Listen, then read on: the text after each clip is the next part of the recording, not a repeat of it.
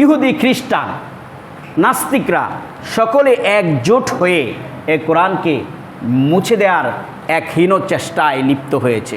বারবারই এদেশে দেখা যায়, বিশ্বের বিভিন্ন প্রান্তে দেখা যায় কোরআনকে নিয়ে অবমাননা করা হয়, অবমাননা করা হয়। এতে করে কি হয়?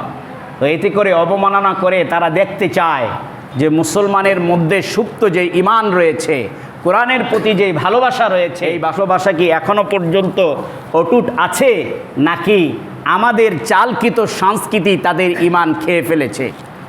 এই জিনিস দেখার জন্য 6 মাস, 1 বছর, 1.5 বছর পর পর দেখবেন বিশ্বের বিভিন্ন দেশে কোরআন অবমাননা করা হয়, কোরআন ছিঁড়া হয়, কোরআন পোড়ানো হয়। আলহামদুলিল্লাহ, মুসলমানের হৃদয়ে এই কাজ যখনই হয় তখন মুসলমানের হৃদয়ে ঈমান আরও বেশি জেগে ওঠে। প্রতিবাদে মুসলমানরা, অনেক মুসলমানরা এর প্রতিবাদে আওয়াজ তোলে।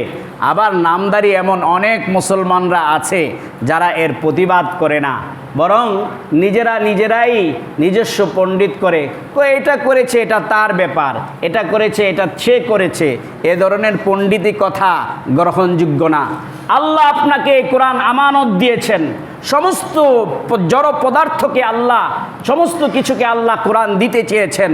আল্লাহ সব কিছু থেকে কোরআনকে বাছাই করে মানবকে কোরআন আমানত দিয়েছেন।